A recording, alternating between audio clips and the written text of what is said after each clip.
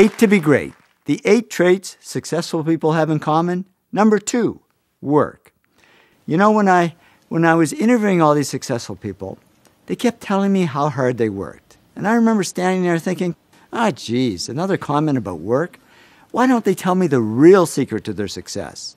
Then finally I realized hard work is a real secret to their success. All successful people work very hard. Martha Stewart said to me, I'm a real hard worker. I work and work and work all the time. Media tycoon Rupert Murdoch said it's all hard work. Nothing comes easily. But I have a lot of fun. Did he say fun? Yes, successful people have fun working. That's why I say they're not really workaholics, they're workaholics. Jim Pattison, chairman of the Jim Pattison Group, is a workaholic. He says, business is my recreation. I'd rather go to our factories and meet with our people than go to the beach, I can tell you that.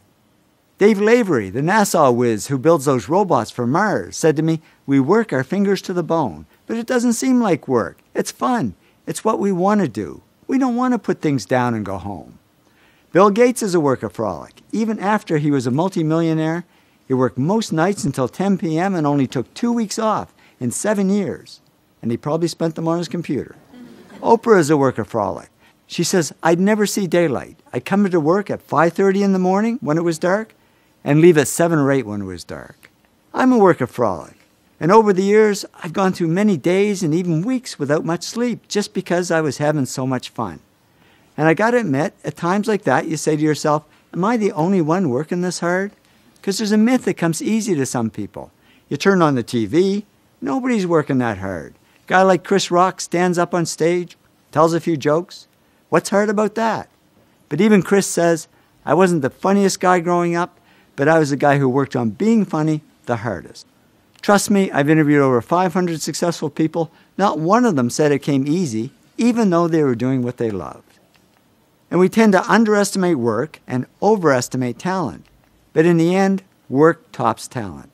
Arthur Benjamin, America's best math whiz, said to me, I think numbers and I have always gotten along, but I'm sure my talent is just due to the time and hours and work that I've put into it.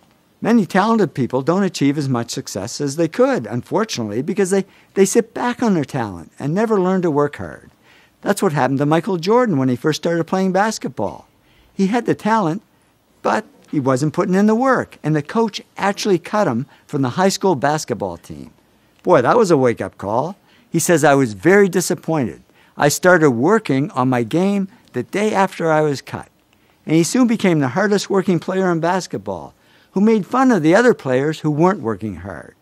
And that hard work is what made him the greatest basketball player of all time.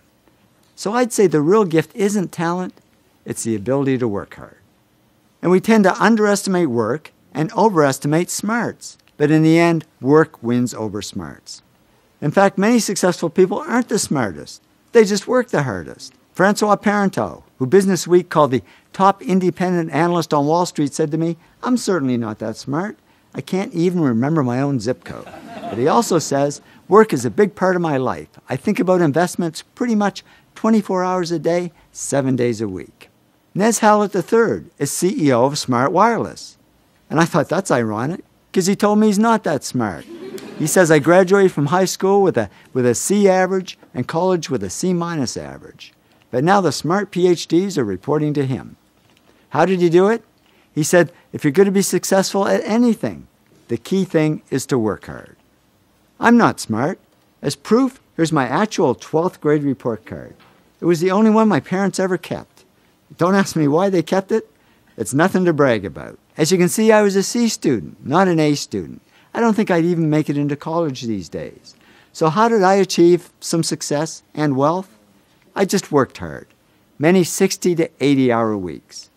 And now I know I'm not alone. Thomas Stanley studied hundreds of millionaires, and he discovered most millionaires weren't A students, didn't score high on tests, and teachers didn't think they'd ever succeed. But they did succeed because they worked hard. So the good news is, if you're not the smartest, if you're a C student, not an A student, the really good news is you can still succeed. Because the word success has 2 C's and no A's. You can still succeed as long as you work hard. And what if you are smart? Well, I'm sorry, there's absolutely no hope for you. Because many smart people don't achieve as much success as they could, unfortunately, because they rest on their smarts and never learn to work hard.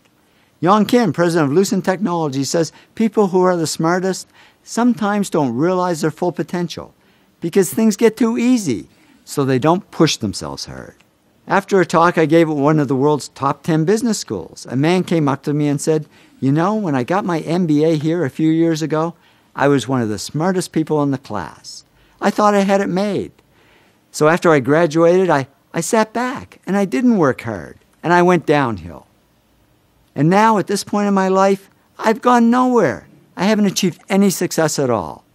He said, "Thanks for the wake-up call. Now I know what I need to do. I need to work." So the bottom line is, whether you're smart or not, whether you're talented or not, just keep working.